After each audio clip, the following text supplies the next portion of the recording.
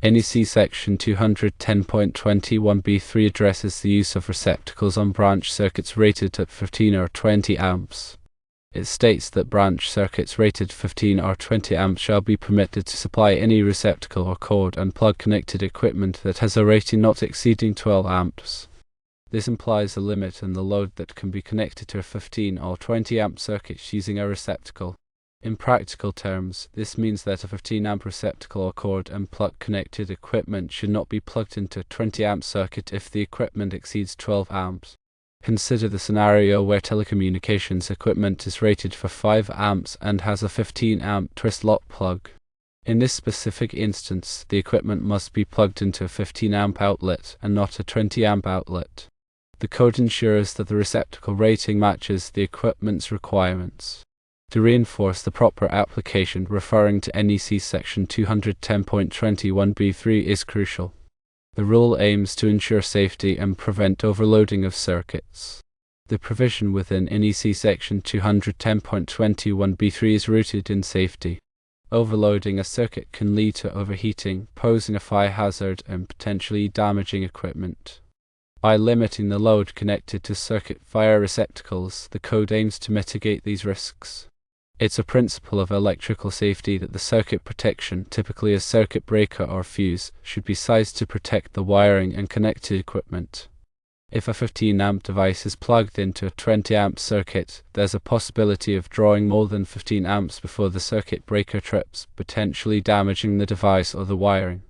In the context of commercial installations, adhering to NEC regulations is especially critical due to the high density of equipment and increased potential for electrical hazards.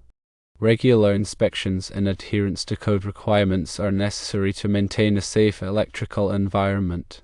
The purpose of electrical codes like the NEC is to safeguard people and property from hazards arising from the use of electricity.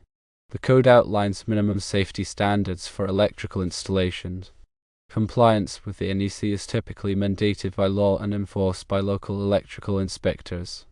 Ignoring or deviating from these regulations can result in penalties, legal liabilities, and increased risk of electrical accidents. Proper design of electrical systems involves calculating the load requirements of all connected equipment. This calculation helps determine the appropriate size of conductors, circuit breakers, and other components.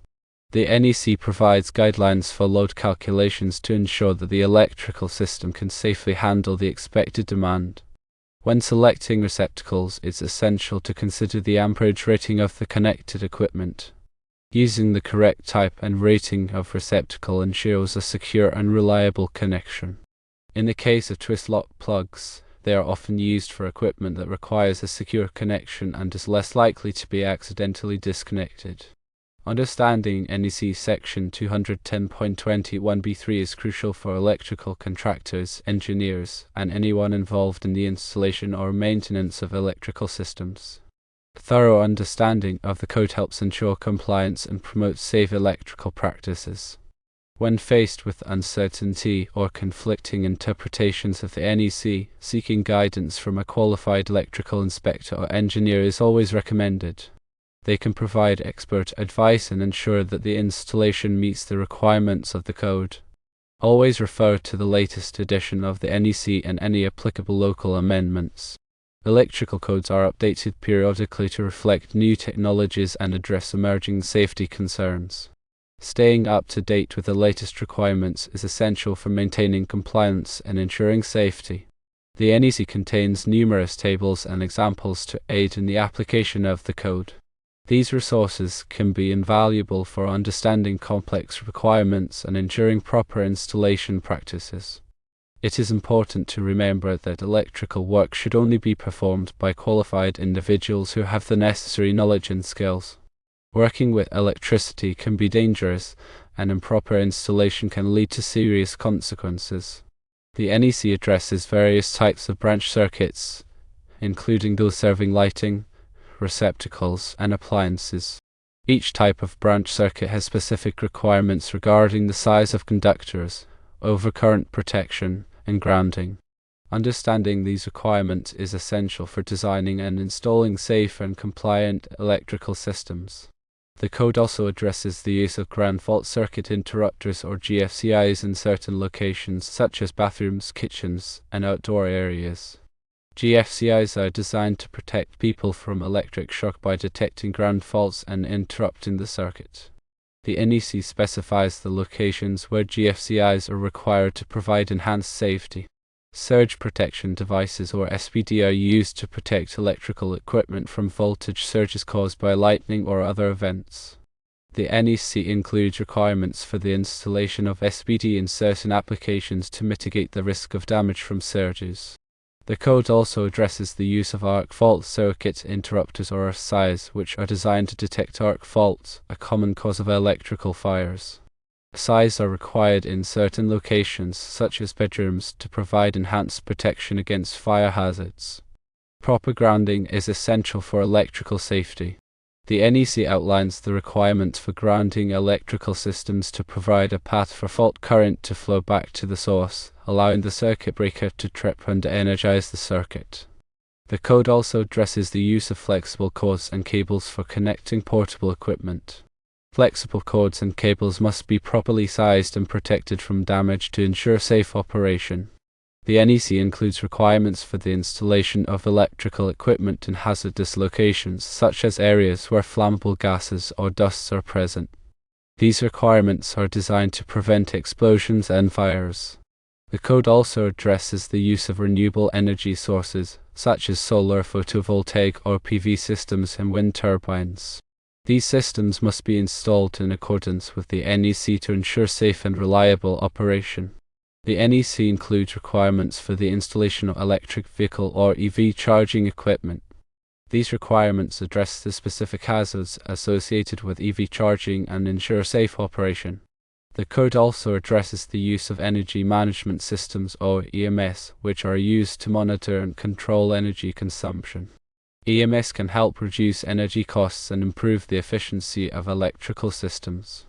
In summary, NEC Section 210.21b3 is a crucial provision for ensuring safe and compliant electrical installations. Understanding and applying this requirement is essential for electrical contractors, engineers, and anyone involved in the design, installation, or maintenance of electrical systems. When plugging in equipment rated for 5 amps with a 15 amp twist lock, use a 15 amp outlet, not a 20 amp outlet, referring to NEC Section 210.21b3 for clarification. Electrical codes are updated on a 3-year cycle, so be aware of any potential changes made. Many states and municipalities adopt the NEC with local amendments which could be more restrictive. Firstly, always consult with the authority having jurisdiction or AHA to determine what version of the NEC is enforced and if there are any local amendments. Secondly, consider the specific application when choosing electrical components and wiring methods. Some applications may require higher ampacity conductors, additional overcurrent protection, or special wiring methods. Thirdly, always use approved electrical equipment. Approved electrical equipment has been tested and listed by a recognized testing laboratory, such as Underwriters Laboratories or UL, and is safe for its intended use. Approved equipment helps ensure electrical safety. Fourthly, ensure proper overcurrent protection. Overcurrent protection devices, such as circuit breakers and fuses, protect electrical circuits from overloads and short circuits. The overcurrent protection device should be sized to protect the circuit conductors. Fifthly, maintain clear working space around electrical equipment. Sufficient working space around electrical equipment is required for safe operation and maintenance. The NEC specifies the minimum working space required for different types of electrical equipment. Sixthly, properly label electrical equipment. Electrical equipment should be clearly labeled with its voltage, amperage, and other relevant information. Proper labeling helps prevent confusion and ensures that equipment is used safely. Seventhly, perform regular maintenance on electrical equipment. Regular maintenance, such as tightening connections and inspecting wiring, can help prevent electrical problems. The NEC recommends a schedule for regular maintenance of electrical equipment. Eighthly, document all electrical work. All electrical work should be properly documented, including wiring diagrams, load calculations, and inspection reports. Proper documentation helps ensure that the electrical system is safe and compliant. Ninthly, provide training for electrical workers. Electrical workers should be properly trained in electrical safety and the requirements of the NEC. Training helps ensure that electrical work is performed safely and correctly. 10thly, conduct regular safety audits. Regular safety audits can help identify potential electrical hazards and ensure that the electrical system is safe. The NEC recommends a schedule for regular safety audits. In conclusion, commercial branch circuits are expected to be rated for at least 20 amps, but there are exceptions. For example, NEC section 210.21 states that a 15 amp receptacle can be installed on a 20 amp branch circuit in a commercial building if it supplies equipment that does not exceed 12 amps. The equipment referenced is rated for 5 amps and has a 15 amp twist lock plug. Therefore, the equipment should be plugged into a 15 amp outlet and not a 20 amp outlet, according to NEC section 210.21b3.